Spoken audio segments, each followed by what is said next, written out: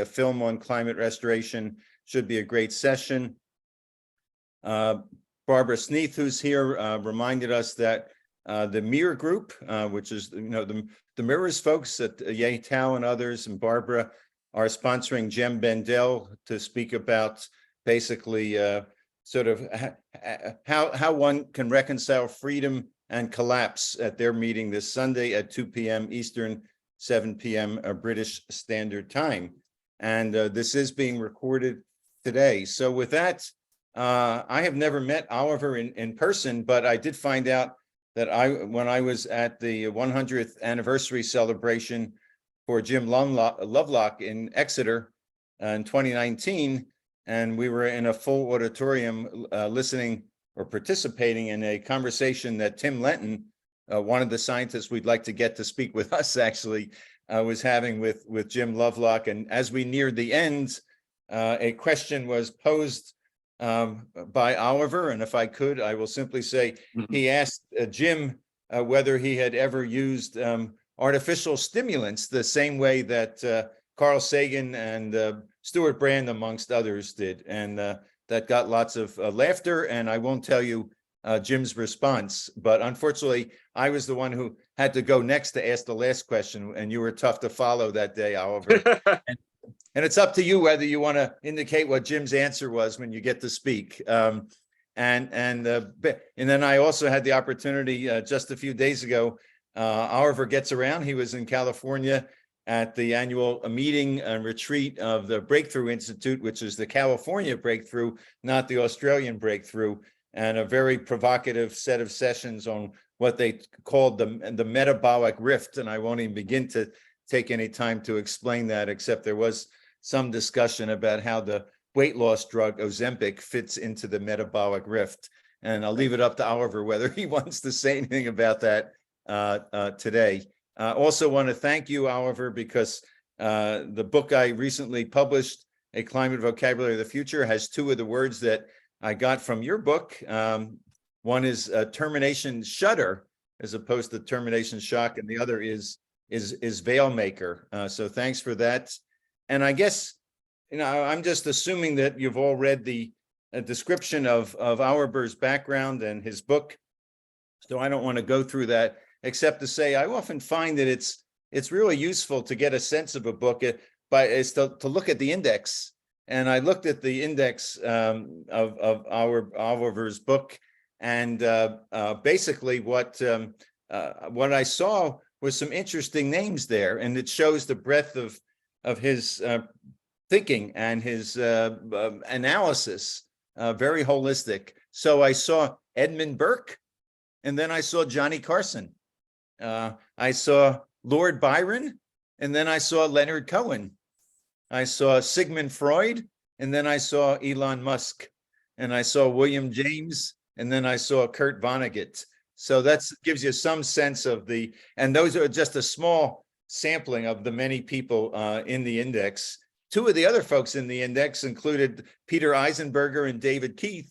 And Oliver, just want you to know that both of those, they're still around 15 years later, as you know, and both of them spoke at meetings that we've had over the last year. And finally, before I turn it over to you, you also mentioned two other folks who are very active members of our group. I don't see them here right now. One is Mike McCracken, and the other is Stephen Salter. And Mike is on our steering circle. And I was intrigued and amused to see you describe the fact that you and Mike apparently shared a glass of wine high in the hills in Sicily some years ago, talking about the possibility of asteroids destroying the world or some such thing. So yeah, I hope that was it.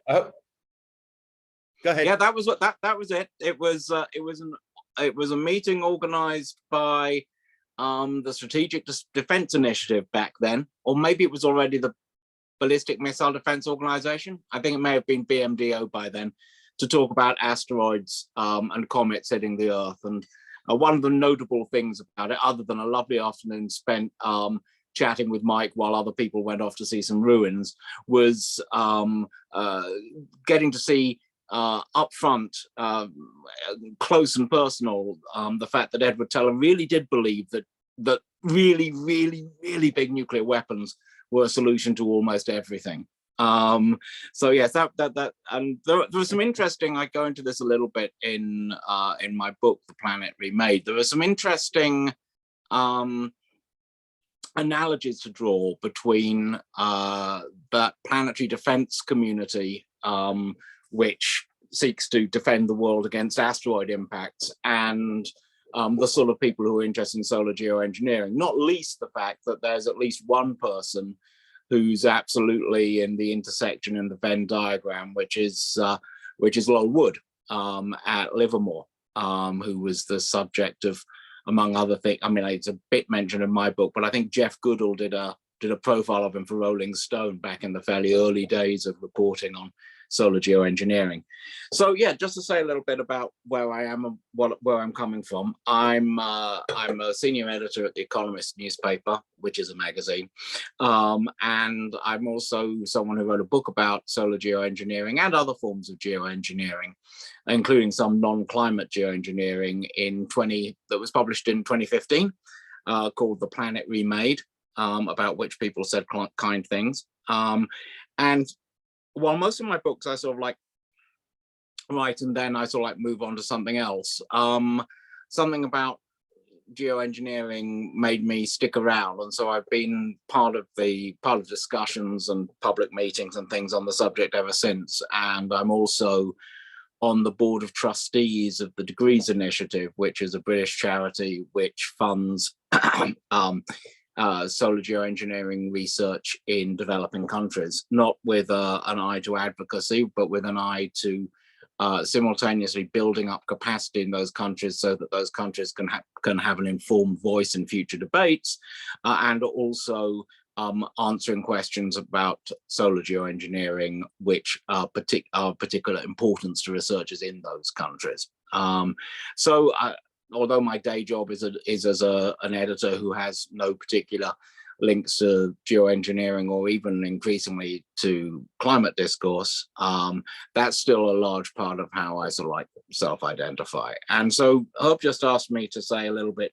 And I should also tell you, I'll tell you later about Kurt Vonnegut. But Herb said I should say a little bit about how my thinking might be pertinent to what you're talking about at the moment. And I was recently on a little discussion with Ken Caldera on this subject with another group. And Ken was stressing something which he and others put into a recent sort of like UNEP micro report on solar geoengineering, which is something that I think everyone needs to remember and is still very missing from mainstream climate discourse, which is that solar geoengineering does seem to offer a way of promptly cooling the Earth or slowing the warming of the Earth.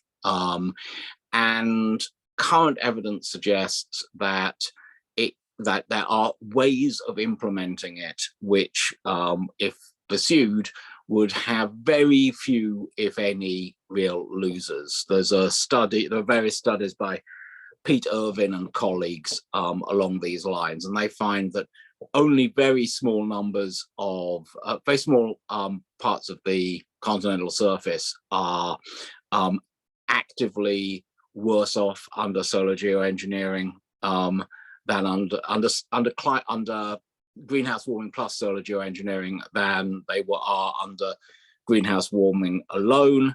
And those are I think those are all, in fact, areas where the impact of greenhouse warming is in itself very low. And so you get a minor detriment to people who aren't at the moment at much risk. But this is sort of like 4 to 8% of the land surface area. So the biogeophysical, biogeochemical situation with respect to solar geoengineering, sort of, what are we now? Almost 20 years on from when Paul Crutzen really reopened the discussion on this subject in 2006 with his provocative paper suggesting that solar geoengineering, stratospheric aerosol injection might be used as a replacement for the aerosols being phased out by sulfate controls in the troposphere. So a paper that I think the importance of which it is impossible, I think, to overstate in this field.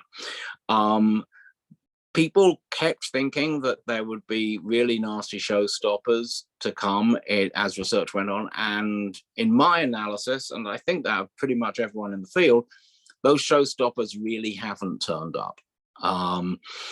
And that may be, and I think we should take very seriously the possibility that there's a level of groupthink, a lack of red teaming that might lie behind that. But at the moment, if you look at the best available evidence, as well as saying we should have more evidence available, you have to say that biogeochemically, biogeophysically, this does not look like a particularly bad idea, and it looks like something which, in terms of prompt harms from climate change, both to humans and to non-human non-human parts of the ecosystem, could be quite harm preventative. That said, increasingly, and I think this is the tone of my book from 2015, but it's certainly been the tone of my comments since. There is a real sense in which the big issues with solar geoengineering are not the biogeophysical ones, that would be associated with an optimal or wise or beneficent solar geoengineering, climate cooling sort of policy. They are the structural worries, both in terms of collective action and in terms of geopolitical conflict. There is a real issue that if you think that you can cool the planet with solar geoengineering, you will be less keen to take the drastic economic and industrial steps that are associated with reducing emissions. And that's very important, I think, for a group like you who have this estimable notion of the climate triad, is how much those two legs push together and how much they push in different directions. So this is an issue of moral hazard. When I first started thinking about solar geoengineering, it was thought to be a particularly solar geoengineering, particularly pertinent to solar geoengineering. I think since Paris, we've seen really, really clearly that it applies to carbon geoengineering, like carbon dioxide reduction from the atmosphere as well, and possibly more clearly, because the degree to which emissions now and reductions in the future are fungible is actually much clearer than the way, much more obvious than the way that emissions now and solar geoengineering in the future might or might not be trade-offs.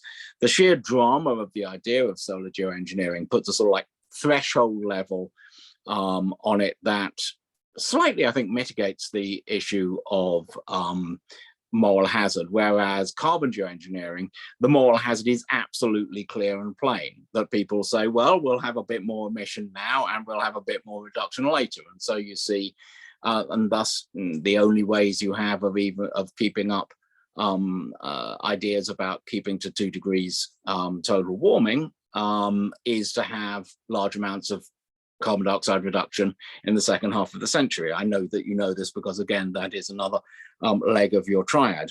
I'm not sure whether at the moment, I think solar geoengineering or carbon geoengineering has more of a moral hazard effect on emissions reduction, but I think they both do have such an effect, and it's kind of fruitless to suggest they don't. So any solar geoengineering program has to address that to some way, and to some extent it may be that it has to address that by saying, yes, we do need less fast emissions reduction, either less fast than would be optimal or even less fast than is now going ahead. That's a very difficult problem and very hard a hard discussion to have on a global level. The other thing about geopolitical risk that I'd just say at this early stage in our discussion is that solar geoengineering, as I'm sure many of you know, one of the early reasons for thinking it wouldn't work would be that it doesn't map in an equal and opposite way onto climate forcing by greenhouse gases. climate forcing by greenhouse gases happens all the time. Solar geoengineering only cools by day. Solar geoengineering has different latitudinal effects to greenhouse gas warming, etc. It turns out that to a possibly surprising degree, most of this comes out in the wash. And I think that's mainly because most of climate is the ocean. And it doesn't really care whether it's morning or whether it's daylight or not. Everything everything comes out in the wash once you get to the fact that ocean heating is the big thing. But it's absolutely the case that when you come to geopolitics, the match between solar geoengineering, and I'm thinking prototypically here with stratospheric aerosol injection, the match between that and greenhouse gas warming in terms of politics is actually very poor. They look actually almost the opposite of each other politically, in that and we could debate how reasonable this is, but in greenhouse gas warming greenhouse gas emissions reduction, the worry is always one of free riders who will get the benefits of other people reducing without reducing themselves. As Marty Weitzman and Gernot Wagner, who I think has talked in this group before, have pointed out, for solar geoengineering, you have a free driver problem, which is that because it's a relatively cheap thing to undertake, or appears to be, certainly at the front end, if you don't properly account for long-term costs, the person who gets the amount of geoengineering you get is the amount that the person who wants geoengineering the most is willing to put up. Or more specifically, so if you imagine I put up a watt per square meter of sulfates in the atmosphere, if someone else wants 2 watts per square meter, they just have to add to what I'm doing. And if I stop doing what I'm doing, they just have to increase their amount to provide the full 2 watts themselves. There's no way through solar geoengineering that I can counter that. What I could do might be, well, in some, I think, rather far-fetched scenarios, I might counter geoengineer by introducing short-lived high-potency greenhouse gases, or I might just sort of like shoot down their planes or do something like that. So there is this problem if you imagine the dynamics of a solar geoengineered world, there is a lot rests on the amount of solar geoengineering that the non-geoengineering powers are willing to acquiesce to. That's almost takes as read one of the other differences, which is you need to get a lot of the world's most powerful countries to agree in order to make a big change to greenhouse gas emissions. You can make a big change to stratospheric aerosols with a relatively small number of parties, though I think in practical terms, you would be well advised to have at least the tacit approval of at least one major power. And the third thing that makes it very different from greenhouse gas warming is the point that Ken makes, and the thing that always makes this a subject worth coming back to, which is it can have prompt effects. Greenhouse gas reduction will not have prompt effects. Emissions reduction will not have prompt effects, and carbon dioxide reduction from the atmosphere, carbon dioxide removal from the atmosphere, will not have very prompt effects. Solar geoengineering can have effects in time spans on the order of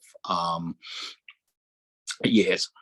And so in terms of its suddenness, in terms of its unilateral potential, and in terms of the fact that it's additive, there are huge differences between solar geoengineering and other forms of climate change, because we must be frank about it. Solar geoengineering is a form of climate change. It's climate change in response to, it would be climate change in response to greenhouse gas warming. And it would not be a cessation of climate change. It would be a way of making climate change more complex, but less harmful. But the politics of this sort of climate change are very different from the politics of climate change that we have at the moment. And there might be an argument you could make that since the politics of climate change at the moment are very dysfunctional, that's something that you might almost go so far as to welcome. And I think one should bear in mind the possibility that would be a response. But the idea that if things are really bad now, there is no way to make them worse is not something that recent politics or indeed human history should lead us to discount. So that's more or less where I am, and I'm happy to take part in the discussion from that point on. Wow, the density of your provocative points is pretty extraordinary, and I know that many of us will be eager to start engaging with you. So I'm rather than asking the first question myself, I'm going to turn it over to Robert Tulip, and the floor is yours, Robert. Thanks so much, Hi, Oliver. Robert. That was just awesome. So I'm a part of the steering committee for HPAC. The thing that really perplexed me in this time of cancel culture is that I just feel that our whole geoengineering discourse is just thoroughly cancelled. Like we're just excluded from any mainstream media conversation, with some exception from The Economist, but more broadly, this whole topic just seems to be ignored as a legit, like the way you've just outlined the situation. I think was extremely lucid, but that summary that you've provided, the vast bulk of the population would be completely unaware of the points that you were making, and so I'm really interested in how this debate can get into the op-eds of the New York Times or other major papers. Well, I mean, we had a climate geoengineering op-ed in the New York Times a couple of months ago. It wasn't necessary. Well, it certainly wasn't to my satisfaction, because it took the line that it was that this was an evil plot against the developing world, when I think any sober analysis of this suggests that the developing world has more to gain from this if it can have a just level of influence over the decisions than most of the rest of the world. It's really odd, isn't it, Robert? Because yeah, I've been thinking for ages that this debate is really about to erupt, and it continuously doesn't, and there have been various reasons I think for that, but the main one is it imposes an extra load on discussions, right? It means that you have to caveat statements like, we can no longer hit 1.5. I mean, I'm not sure it does that, because I'm not sure you can do enough solar geoengineering quickly enough to guarantee 1.5, and I wouldn't be particularly keen on anyone trying. But, you know, what can be done? There's this very tricky word that people use, which is possible, which is really like the word "we." It's a source of an immense number of unexamined assumptions about the world. You know, we should. So people say, well, we should reduce emissions as quickly as possible, and also think about this, or and not think about that. But no one actually has a sense of what it is that constitutes this possibility. What these sort of like social and economic constraints on the possible are, and I'm sure that they're not widely agreed. So given that, I think it's very hard to introduce another source of caveats, and people, just for reasons of cognitive parsimony, do without it. I don't think it's a, I mean, there are people who are consciously trying to make sure that solar geoengineering isn't part of the discussion, but I don't think they're particularly influential people. I mean, you know, I think you could go a long way in the corridors of power without actually knowing who Frank Bierman was. But in general, it's just, you know, this isn't what we're talking about, and we want to go on having the conversation that we want to go on having. And at some point, I suppose, I do think that something will crack, but it does, I must admit, it does make me grin when I read in articles, almost every article on geoengineering that does appear in a sort of like general, for a general audience, or in a sort of like policy-facing way, like the Bierman et al. Argument about the moratorium, say that solar geoengineering is increasingly discussed in various circles. And I think, really, is it?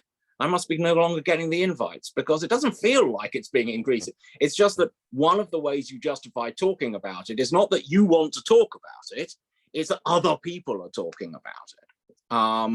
And so I think that will eventually, I have to think that will eventually break down, but I can't say I know exactly how to do that. And I'd also, again, on the basis that we should never underestimate the human proclivity for screwing things up. I'm maybe slightly less worried about it than I used to be, but there's a phenomenon that I refer to in my book as the super freak pivot, based on the extremely unsatisfactory discussion of solar geoengineering in Levitt and Dubner's Super Freakonomics, in which they go directly from arguments about maybe global warming isn't actually happening, carbon dioxide isn't very much of the atmosphere, yawn, yawn, to saying that if it is happening, then of course we should do solar geoengineering, and Nathan Myhrvold will show us how to launch blimps full of sulfur into the stratosphere. And that ability to pivot from there's no need for climate action to the only climate action that is needed is solar geoengineering is something that I don't worry about it maybe as much as I did 6 or 7 years ago, but I still think it's a real phenomenon that one should be aware of.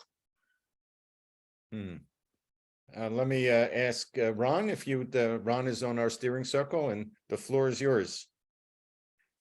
Thank you, Herb, and thank you, Oliver, for your talk. My questions. I have multiple questions, but one is, first of all, HPAC, as you probably know, we're proponents of multiple cooling methods. Call them direct climate cooling methods, some SRM, some not. Cooling the ocean is among those, et cetera. So just one point. And that gets to the second point, which is this kind of global, and I'll get to the question, this global approach, that it's either SRM, big, we do 10 years of research and then we do this, global SRM. And we've had David Keith on, talk with us and which we really enjoyed his agreeing to do that. But we find ourselves, I think, in a bit of a debate between waiting for 10 years for more research, and I think that's all these letters saying, we should do more research. So there have been, there has been progress, I think, in that regard.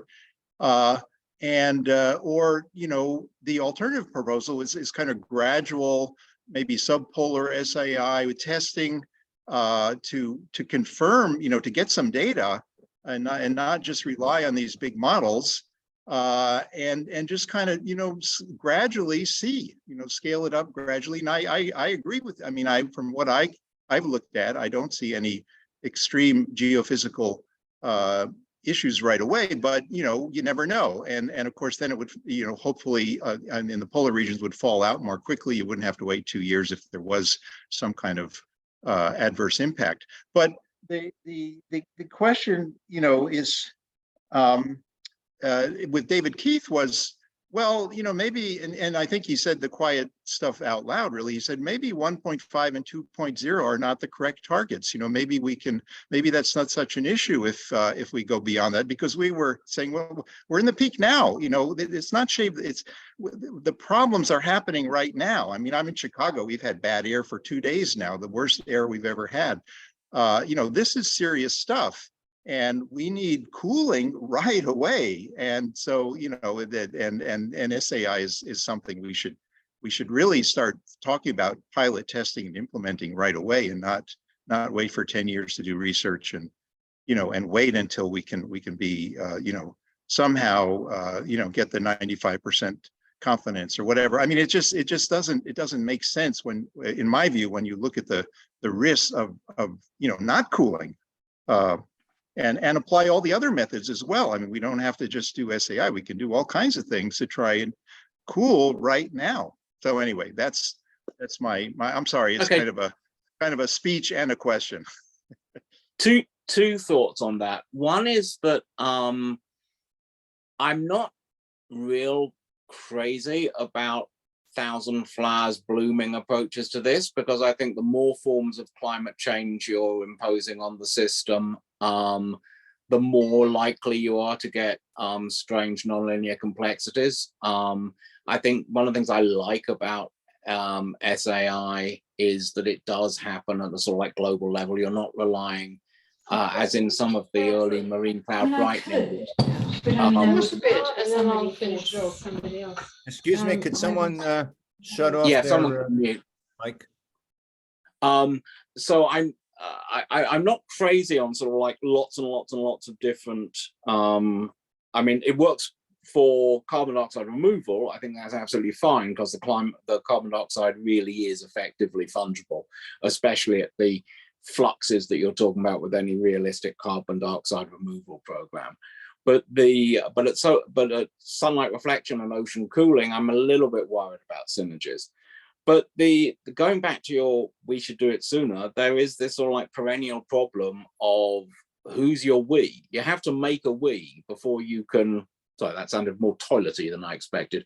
You have to construct a we before you can use it. And I always remember a guy called Matthews, an anthropologist at UCSC, speaking at the Asilomar, talking to me at the Asilomar Geoengineering conference way back when was that, 2012, 2011, when he was saying people talk about providing a sort of like thermostat for the earth, but the difficulty is creating a hand that you trust to turn the thermostat. It's not like there's a pre-existing hand. So when you say we should start working in the subarctic space, I don't know who the we is. I don't know how you start doing that. You certainly can't start messing around in the Arctic as a non-state actor, because there are 3 superpowers who take the area very seriously. You can't go into the Arctic and say specifically and expect it to be unproblematic that your aim is to re-establish pre-1980s levels of sea ice, because there is a large nation in the Arctic which is quite invested in the idea of having an ice-free coast. So it's not the technology is not, I think, the problem. The problem is making a group which can legitimately and convincingly act without being countered in such a way. And I just don't see how I can see how you can build aircraft pretty quickly. I don't see how you construct that group pretty quickly. And sad to say, the fact that it seems necessary, and I fully understand that apparent necessity, doesn't make it any more possible. Can I follow up, Herb? Just to, yeah, briefly, Ron. okay. So Oliver, so one proposal that I've raised, and I don't, the International Space Station analogy. So if you had a few countries, say Canada, the US, and countries that were open to the idea, start saying we want to save the Arctic. And and you try and build trust that way. You say, okay, just like the space station, anybody who wants to can contribute. Everything will be transparent. We're doing this for the good of saving the Arctic, and by the way, the Antarctic has got to be, symmetrical to if you're actually going to do significant cooling. But initially, just testing, and working on it that way. And I think, so, and that relates to your earlier remarks that, again, you don't need this for this kind of intervention. You don't really need a global governance, 197 nations agreeing or whatever, is in the IPCC. Mm-hmm. No, absolutely. A group of people that take the initiative and the other nations be willing to let them, that, okay, well, we're glad to be free riders, if it helps the Arctic. Right now, Russia probably would not participate, although they participate in the space station. But that's the kind of mechanism that I mean, just I'm thinking might be a way to go here. I think I see your point. The issue I do have there is I think Russia might well go beyond not wanting to take part in it. I am not sure that they would want it to happen. And the other thing is, I'm a little bit disturbed by a stress on the Arctic, because very, very few people live there. And to me, so I can see how that works out in a way that says, well, why don't you care about the tropics? Why are you so fixated on the empty Arctic? And I know that there are a lot of First Nations and some settler people in the Arctic, in the high Arctic, but by and large, most of the people doing most of the suffering for climate warming are in the tropics. And I would think a tropical approach would be a more morally defensible early approach, but it would have even more political problems. You have to, I mean, I don't think there's any desirable way forward that doesn't involve a certain amount of governance development, especially certainly within a sort of like minilateral to multilateral sort of framework, not in a global framework. That's not going to happen. That said, I think it's quite likely that the first uses of solar geoengineering will be unilateral, ill thought through, quite possibly ineffective, and quite plausibly based on intentions that aren't primarily climate focused.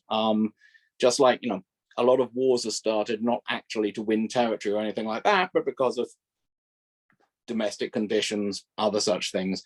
I think we do, and I think David would probably agree with me, but he and I suppose I would then go on and keep doing it absolutely the same, would be we overestimate the likelihood or the relevance of an idealized solar geoengineering pathway, because the one that we get, if we get one at all, will not be an idealized one. Okay, I'm going to ask Rocio and then Robert Chris and then Rebecca and then Robert Tulip, unless someone who hasn't spoke raises their hand. So go ahead.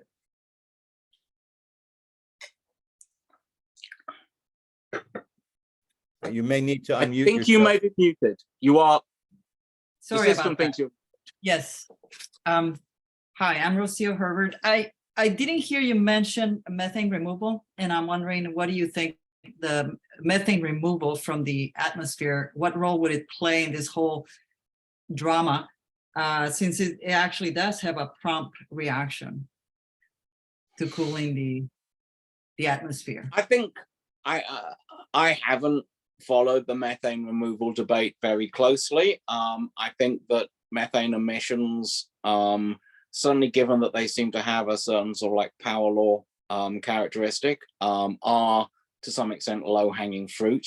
I think that the thermodynamics of methane removal, the amount of, I mean, the reaction is obviously a much easier reaction than carbon dioxide removal. However, the sheer air mass you have to move just seems to me extraordinary. So I haven't looked at it. I mean, I know that various people have talked to me to some extent, so like in principle, about methane removal.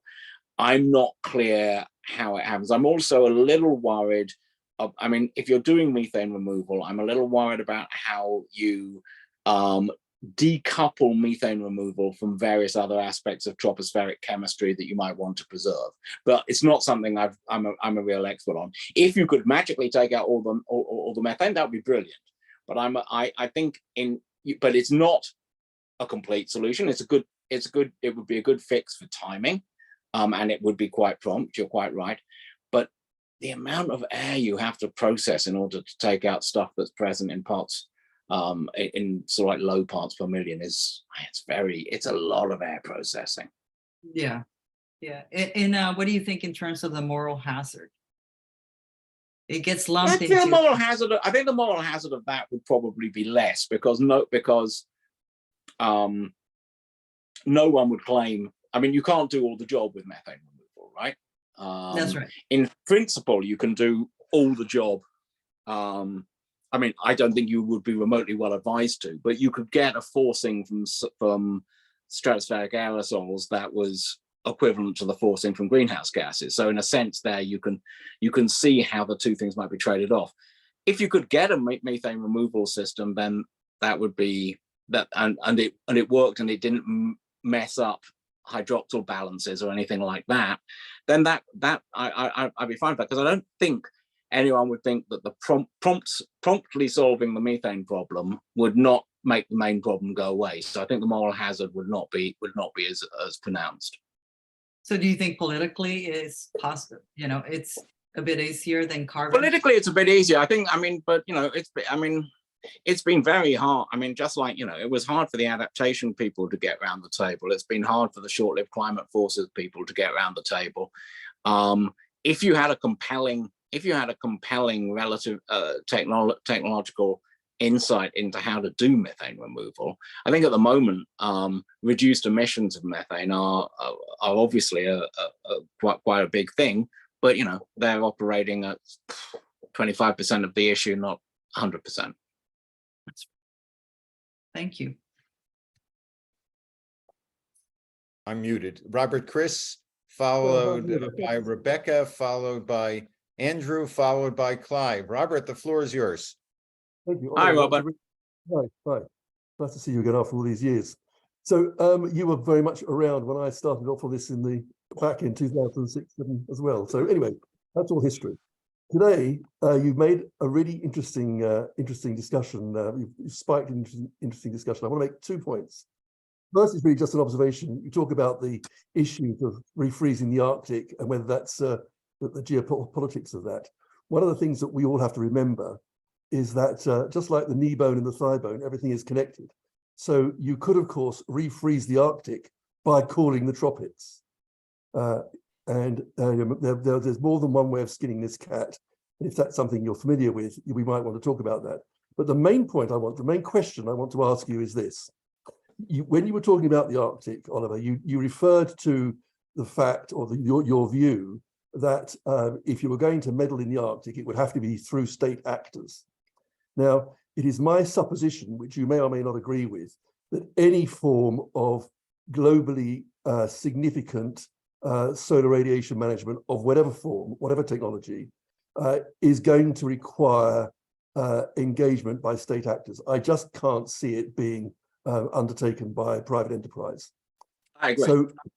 So that being the case, the state actors need to be engaged. Now, my question is this. So far, this very active debate about solar radiation management is largely conducted by priests preaching to the choir.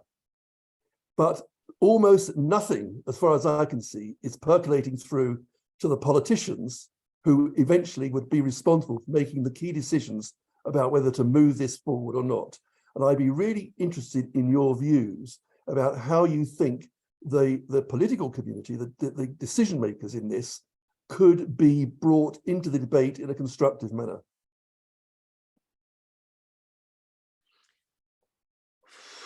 Well, if I felt I had a really compelling answer to that, I think I'd probably have tried it. I mean, how you sort of like move an Overton window. Sometimes you get an opportunity, but other than that, it's very hard to. I mean, one of the things is that the body which has the biggest sort of like investment in solar geoengineering is a small minority of climate researchers. They're not necessarily popular with their own peers in that world. And they absolutely, most of the people who know most about solar geoengineering absolutely do not wish to be seen as advocates for it. The most they will advocate for is more research. And without sort of like a strong voice saying we should be trying this with some sort of constituency, that's what will get politicians interested. But I don't know where you generate that vote, because it's not something that you can build an entire political movement around. And for reasons that I'm sure we're all aware of, but we could take around the park again, there are real difficulties with people who come to this from environmentalist mindset, getting their heads around the idea of solar geoengineering. So, you know, things that haven't happened tend not to have happened for a reason. And that, I think those are the reasons. There's something between an opportunity and a teachable moment, though, or possibly.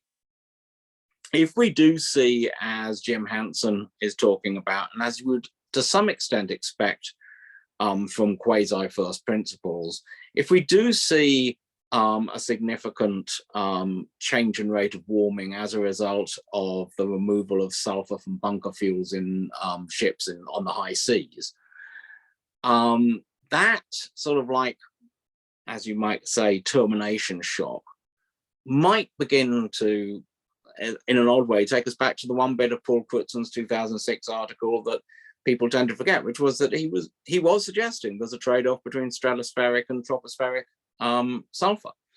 And so if we do see a significant increment in warming as a result of the removal of sulfur from bunker fuels, that might be the sort of thing that at least gets you into the UNFCCC. My own favorite move would be for a small number of nations, because I think it would only take 10 to convene a conference of the parties of the ENMOD treaty, which Article 3 of which would be a very good basis for moves on a geoengineering protocol. But you know, that still requires 10 countries, and I don't think there are 10 countries at the moment willing to do that. So if I just follow up on that, if I take what you're saying at face value, what we should do, those of us that are proselytizing for some kind of cooling, is we should sit on our hands until the situation climatically becomes so severe that we are welcomed with open arms by the political community who are desperate to do something, because they realize. I think that would be, I think to do so would be, I mean, I don't think there's any reason to think that the suggestion of solar geoengineering will be any more welcome in 2027 if people go quiet on it in the intervening years. I think that that's both, I don't see any political advantage of that. And I see a certain amount of moral problem with it. You know, waiting, I mean, as those of us who had the misfortune to be dealing with Trotskyites in the 1980s, no, just waiting for the contradictions in the system to become unsupportable. It's just, you know, it's not neither a moral nor a practical strategy. Okay, I'm gonna, before I turn it over to Rebecca, just to sort of put you on the spot for a minute.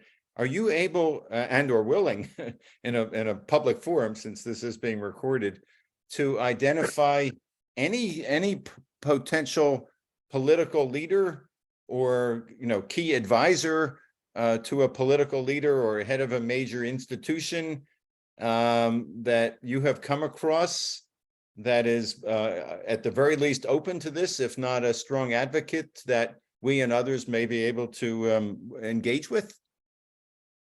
You know, frankly, in what I've been doing recently, I haven't been looking, and those aren't the circles I move in. So I've never seen any statement from anyone that would suggest that would be the case. If I was looking, I might look in Canada. I might conceivably look in France. And I might look in Singapore, but that's just sort of like finger in the air speculation. Okay, well, we hope if you do come across someone, you'll get back to us.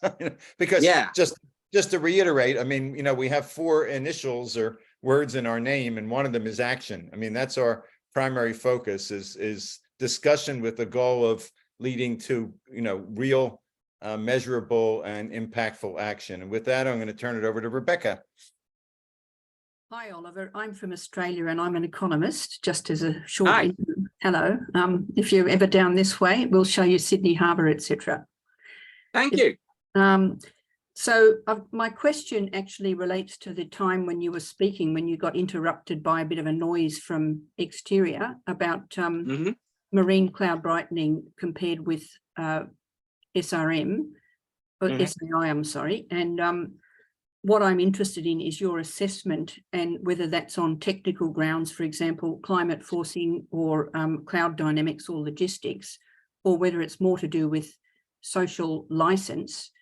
And I'd like to just give you some background info that, as you can tell, I've been doing a lot of work on MCB recently, trying to understand it and write it up ready for a funding proposal.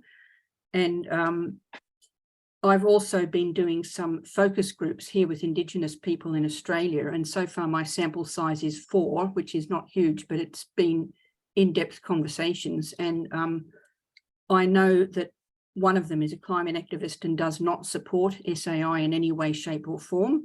Now, whether we think that is rational doesn't really matter. What matters is what she thinks and where she's coming from and her own assessment of the science and the climate impacts and things, or the ecological and spiritual impacts.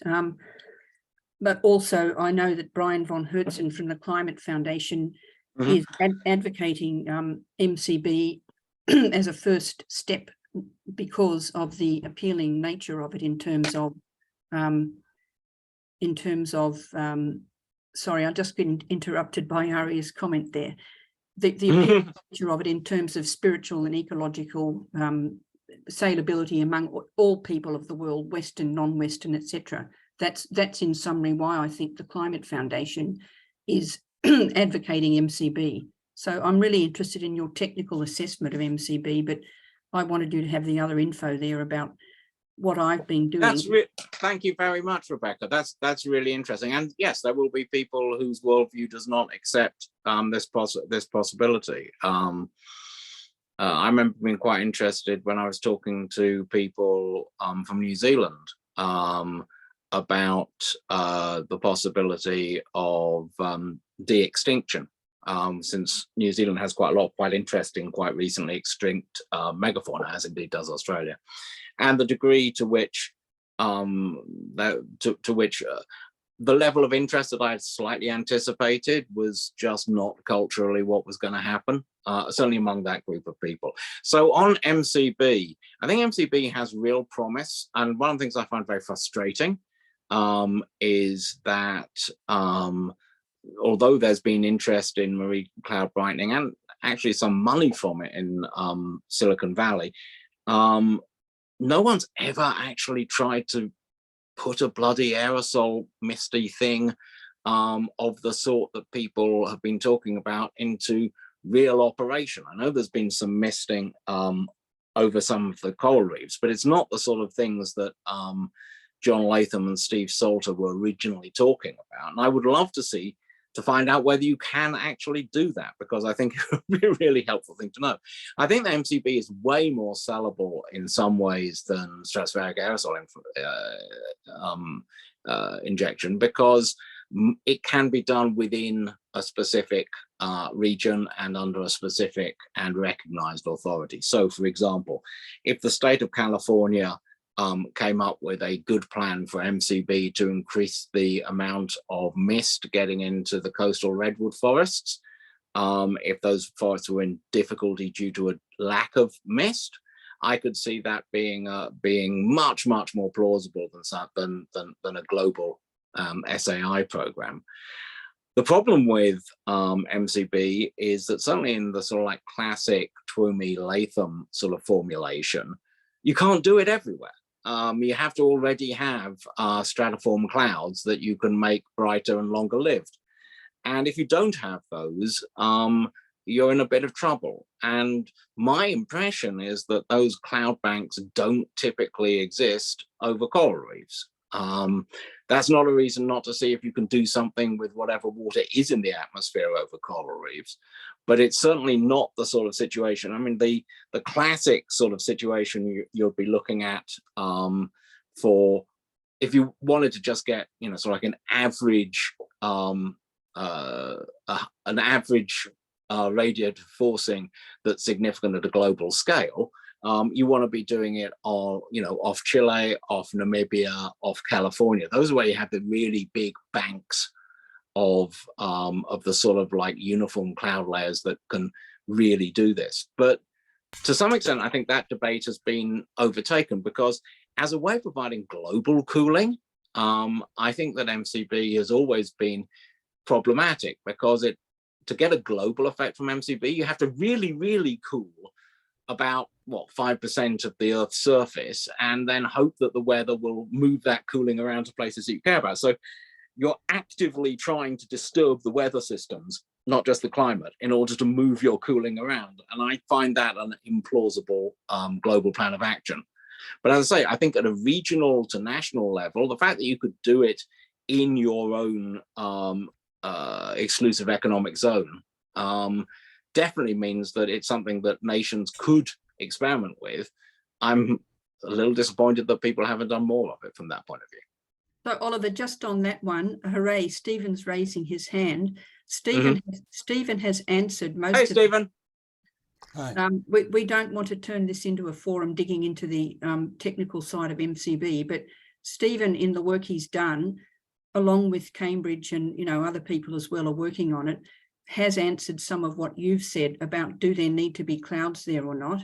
And like maybe we could have it regionally in those 3 places that you mentioned, but I'm saying there's a lot more to it than meets the eye. And we are hoping, inverted commas, to find some funding to get the first, I mean, we're still in the scoping stages, but a few people here on this call have been working actively with Stephen, and with also, there was a conference in Cambridge recently about it. So I'm just basically saying maybe the Economist can do an article on it when we're ready.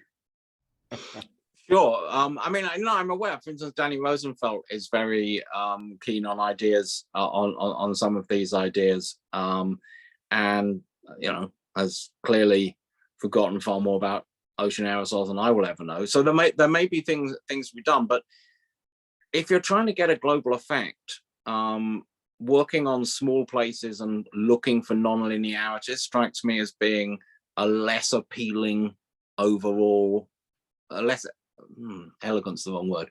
Yeah, it feels to me that going for big effects in some places that sort of like filter out, and I'm aware of some of Stephen's work on this, not all of it, is a slightly disturbing thing. I mean, and we should think about the fact that the idea of teleconnected regional geoengineering. There's a recent paper, not that recent, a couple of years ago, by Kate Rickey.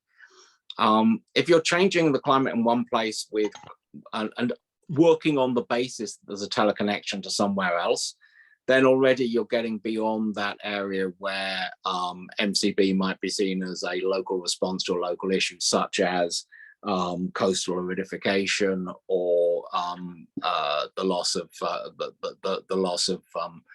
coral reefs. Yes, well, basically, well, thanks very much, Oliver. That's lovely. Yeah, Rebecca, thanks. I'm going to turn it over to Andrew, but I would like to say that, Stephen, if you would like to say something, I'm going to make sure that we have some time saved for you before the end. It's up to you. You're not on the spot, but since your method and you've been talked about for the past 10 minutes, please feel free to respond at the right time. With that, I'm going to turn it over to Andrew. Hi, Oliver. I know you didn't use the word. I'm okay, thank you. I know you didn't use the words boiling frog, but you described a situation which is perhaps not dissimilar, where the debate hasn't really moved on, and you're not the first person in the field to commentate that the debate hasn't moved on in the past decade or so. The original ideas have just been refined as opposed to enacted or revolutionarily changed. And in that situation, when we were all waiting for this kind of global governance ideal to arise, who or what do you think will just get on with it and do it? And I'm not talking about, make sunsets trivial little subscription thing. I'm more talking about, could you imagine a billionaire or a coalition of small countries or Bangladesh or something like that just getting on it and breaking the deadlock and just cracking on? Because to me, that the frog is pretty well cooked, and I think if much was going to happen, it would probably have happened by now. And so it's very interesting, the frog analogy. Jim Fallows, the great American journalist Jim Fallows, has had a long campaign to try and get rid of this metaphor because it ain't true. Because frogs aren't in fact stupid. It's possible that the analogy arises actually from frogs that had their brains pinned by scientists in the 19th century may have behaved like this, but most frogs will get out of hot water. The fact that it's not true doesn't make people stop using it, because it's so obvious that we need a metaphor like that. And the fact that frogs aren't willing to play ball with that particular metaphor doesn't sort of like retire it from language. I mean, you asked if I could imagine it. I mean, I did imagine it in the last chapter of Planet Remade. Yes, a small I think that at the very least for such a coalition, you need some existentially threatened countries, so probably small island states, to give you to sort of like move towards the notion of a moral license to operate, you probably need some tech and some capital, and there are a lot of a disturbing number of super empowered individuals around. But I think you also absolutely need, if not officially, clearly, tacitly, approval from at least one great power. I think that otherwise you really are a bit screwed. So I have no idea whether anyone would actually do that, and I certainly can't sort of like point to anyone. I mean, there's no evidence that any of the current crop of there must be a word for hectobillionaires, decibillionaires and hectobillionaires. I don't know of any of them that really have any interest in this, but you absolutely would need to get anywhere with such a let's just try it, and better to ask forgiveness than to ask permission. For that strategy to work at all, you absolutely need both the tacit approval of a large country and a small and very threatened country to be on board with it. Okay. Could I just draw you on the tacit approval? I mean, I just want to ask, is tacit Andrew? approval just ignoring it? It's a bit more than that. It would be a sort of like it's a sort of thing that would be communicated through tier 2, tier 3 international contacts, that sort of thing. It would be abstaining, or it would get as far as maybe vetoing a Security Council resolution. It would not be to say this is something we approve of, but it would be to let it be known that anyone trying to shut it down by force might find themselves in a deeper conflict. I mean, how that would be done, I don't know. I mean, the world is full of things where people were full of examples of what's sometimes called strategic opacity, where you don't make it entirely clear where you stand, but you give people the impression that they probably don't want to find out exactly where you stand. And if you think that sounds terrifying, I quite agree with you. And that's one of the reasons why I take the geopolitical threats from solar geoengineering very seriously, and I worry about them more than the biogeochemical and biogeophysical threats. Okay, Clive? Hi, Oliver. Thanks for joining us. I've been a subscriber to The Economist for many years, decades, and I read your book. Well, yeah, welcome. It's a good read. Don't have time to read it all, and I got your book and at least skimmed it, I would say, and thank you. I remember the thing about the who's we, and also it was very helpful that you talked about email groups of people talking about climate solutions, because at the time I didn't really know very many people. I was looking for, I could see, I was involved in climate lobbying for carbon pricing at the time. I could see it wasn't really going to go anywhere. So that's when I started to think about what else could be done technically. So that's what led me to be connected to all these people here. So that was very helpful. So I've ended up working closely with a guy called Franz Ost. You might know, he's the pioneer of iron salt aerosol, which is methane removal, and other things. One thing there's a couple of things he's worried about with, so I'm trying to think if I've got a question in this. So sorry, a lot of this is not really questions. Two things he's worried about with SAI. He says that pretty much any surface in the stratosphere is a catalyst for ozone depletion, and so putting, whether it's sulfate or carbonate up there, is going to reduce the amount of ozone.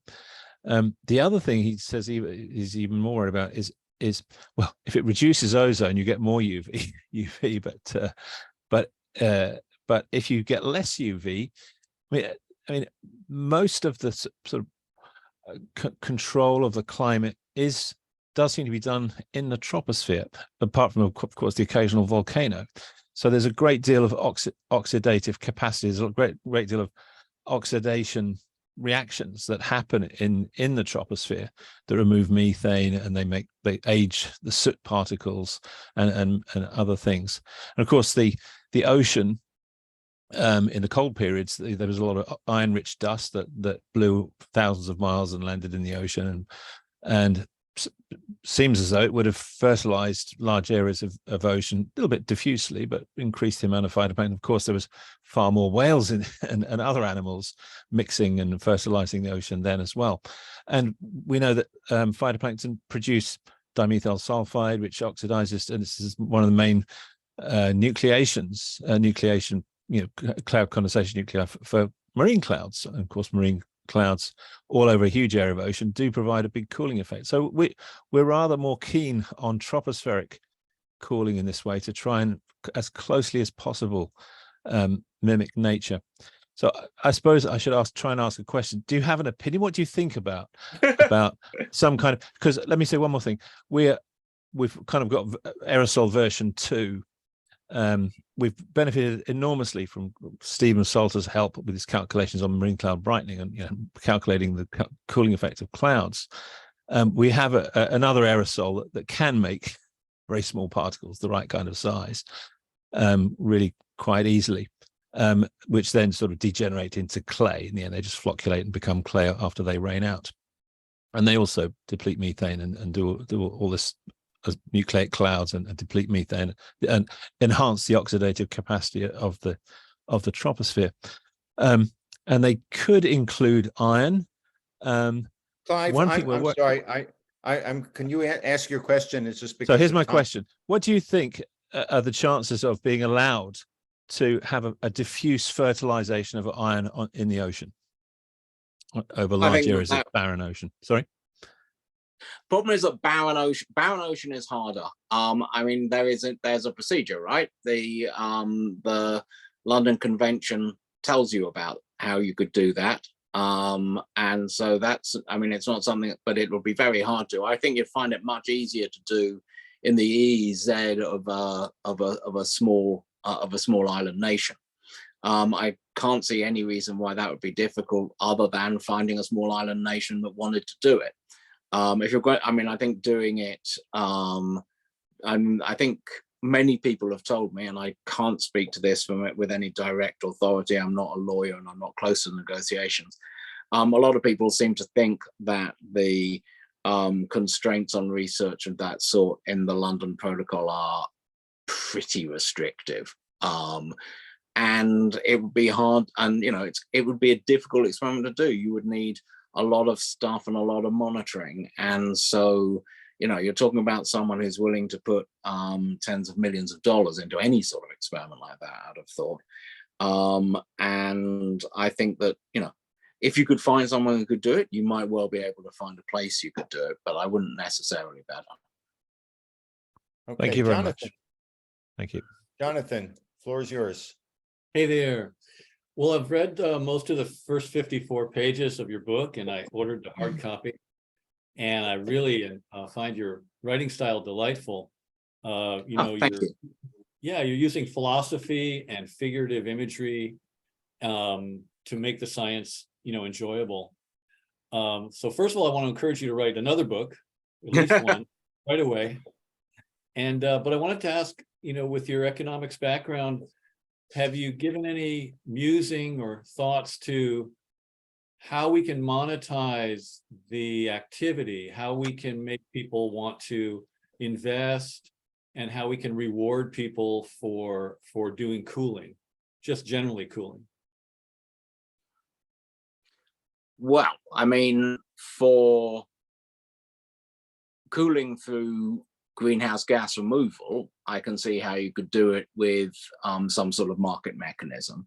I'm not sure that's the way that I would necessarily want to see it done, but that is a way that you could absolutely do it if you have the right, and the ability to quantify biomass quite precisely remotely has been growing very quickly over the last few years. So the idea that could be done, that could be monetized. I think monetizing radiative forcing, there have been suggestions of sort of like selling radiative forcing as a service, but I find that very hard to do, and I don't particularly want.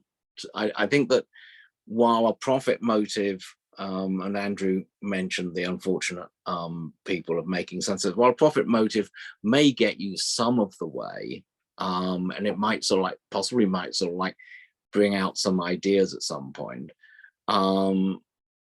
The political risks in a technology like this really do, to me, depend on the idea of state action. I can see how you can marketize, I'm not sure it's the best idea, but I see how you can marketize carbon dioxide reduction. Marketizing the reduction of sunlight, I think, is really, really difficult. Not least because you don't see, there aren't huge liability issues for the for carbon dioxide reduction, but I can see that you could get hit by liability issues in quite a big way, and you would not, under the degree of legal jurisdictional risk would be very high. So I don't think it's a likely idea, and I don't think it's a good idea, basically. Okay, well, that seems pretty definitive. Before I turn it over to Robert Tulip, I wanted to ask you to sort of put your communications media hat on, if you will, in addition to all the other hats occupying your head, and sort of have two related questions. One is, we have had, and probably other groups as well, these continuing discussions about terminology, both in terms of their scientific accuracy and their ability to be clear and influence people. And as you picked up in reading some of our materials, I mean, some of the terms we've come up with are things like direct climate cooling rather than SRM, for example, the climate triad as an approach that brings the three together, the goal of getting to well below 1 degree, because it's the same construction as well below 2, except you just substitute 1 for 2, and the term, which is controversial among some people, of climate restoration. So that's sort of one basket of questions, whether you have any reaction to those terms, either technically or in their ability to be effective ways to communicate. And related to that is, if you were sort of our consultant and we had a little bit of a retreat, and not knowing obviously any more than you know about us right at this minute, what kind of advice would you give us, very tangible advice on how we can get articles in the media? Someone asked that earlier today. I think the question then went, the response went elsewhere. We've tried to some degree, but not in any kind of systematic way so far. And we recognize, presumably, that we need to, like every other group. So that's sort of a two-part question, if you will.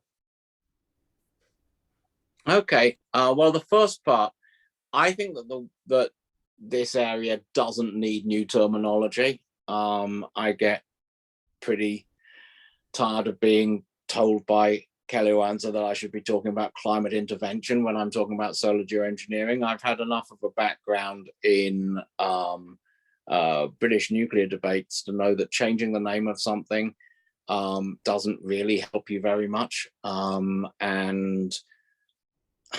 And in fact, in some ways, it sort of like just re-stigmatizes the term that you're changing away from. So people say they want to call it climate intervention, but it's really solar geoengineering or geoengineering.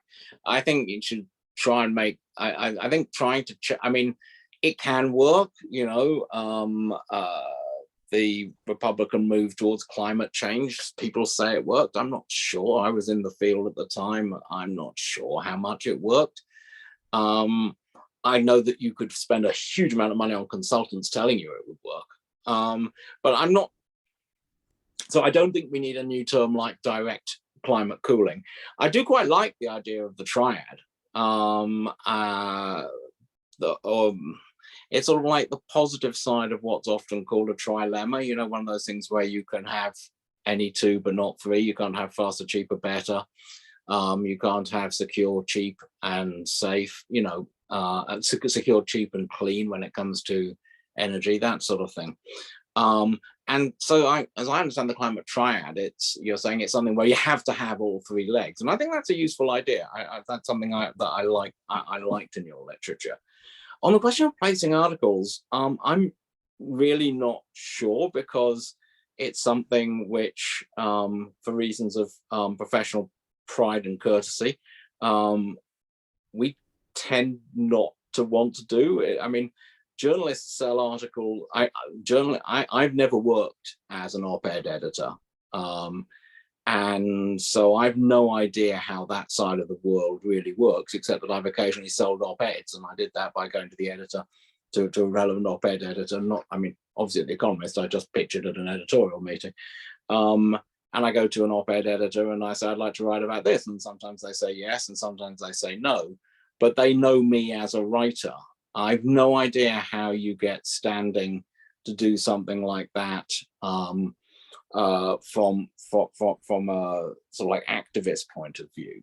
I would think you either cultivate or you piggyback on someone who already has the connections. So, you know, if, for instance, you're a former British cabinet scientific advisor, you might find an easier way into this sort of world than the average civilian would. Okay. Well, thanks. Really appreciate that, frank and direct response to my questions. I'm going to ask Stephen Penningroth to ask a question. I also want to just check with you, Stephen Salter. Do you want a couple minutes? No commitment. After Stephen speaks. I'm not muted. Can you hear me? Yes. The first thing is about Oliver saying that you can only do. Well, all I'm asking now is if you want a little time. Herb, seeing as Stephen is a scientific contributor, pretty please could we have him first, because there's only 8 minutes left and it's really hard to get to the bottom of the science. Okay. Yes, that's fine with me.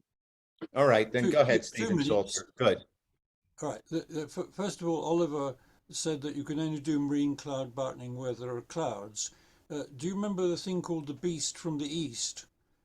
Wind is an amazingly efficient way of moving temperature along down the wind direction. So all you really need to do is to rely on the wind and maybe the currents to move the heat into another place.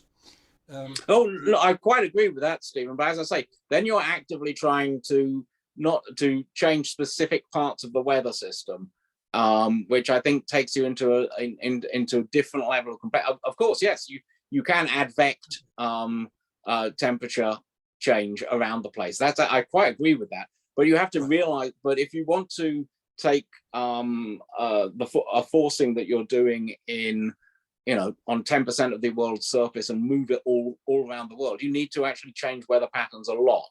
And I think that's that in some ways concerns me more than the approximation to changing the solar constant that you get with stratospheric aerosols. And it is only an approximation, and that, of course, removes a lot of chemistry and a lot of dynamics, but it is an approximation. The second thing is a way to get it sold. And I think what you do is you get a bunch of governments around the Gulf of Mexico, let's say, to say that they would like to see the patterns of sea surface temperatures in the Atlantic and the Caribbean to be different from what they are now and more like what they used to be when hurricanes weren't quite so bad.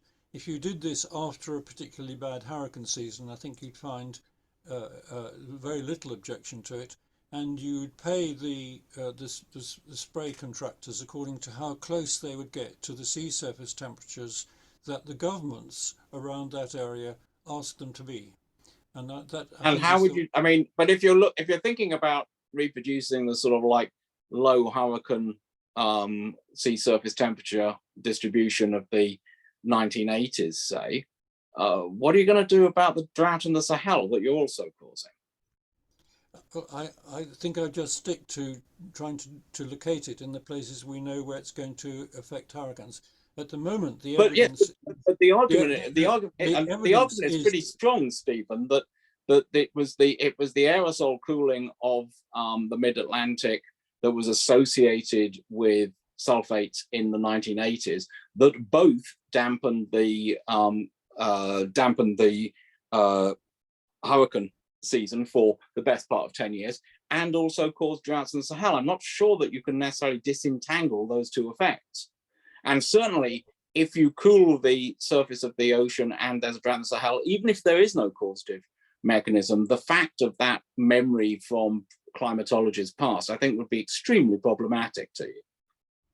Well, I would look at the work Also, that was done by the Norwegians, who showed that if we just did an increase of 50% of the condensation nuclei in regions where there was low cloud, this did help the drought-stricken regions in the Sahara and in Australia and all over the place. It was really very benign.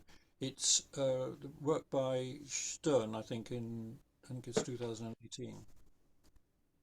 I think that's very interesting. And, you know, as I say, I have no problem with marine cloud brightening, and I wish someone would actually build some kit that would show us the way, how and to what extent it would actually work. And the fact that you know, sort of like, what, 14 years after we first met in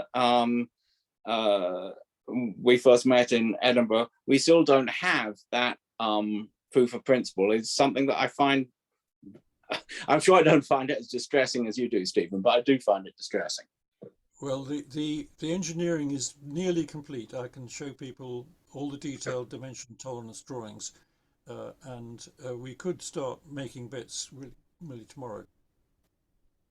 All right. Well, on that positive note, I know you have to head off, Oliver, and so sorry we won't have time for any more questions. I really just want to thank you so deeply and profoundly.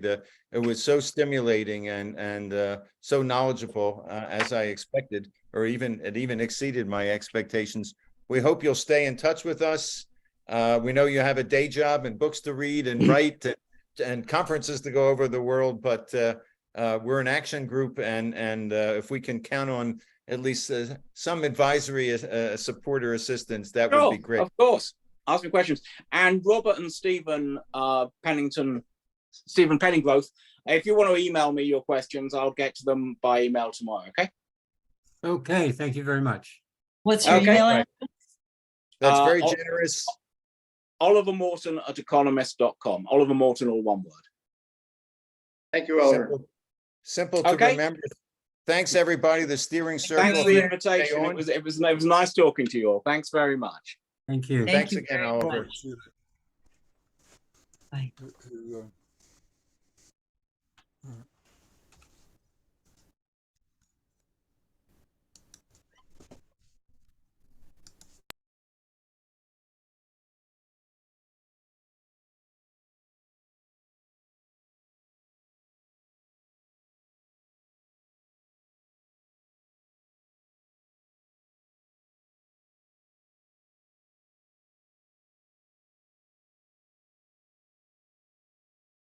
Okay.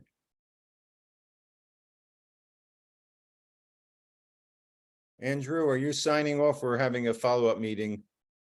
Thank you. Same thing with Renal. Okay, here we are. Thoughts, comments, reaction? I was thrilled to hear how much Oliver shares what has been a feeling I keep articulating too of, oh my God, who is going to object to marine cloud brightening? Let's just get this thing engineered and tested and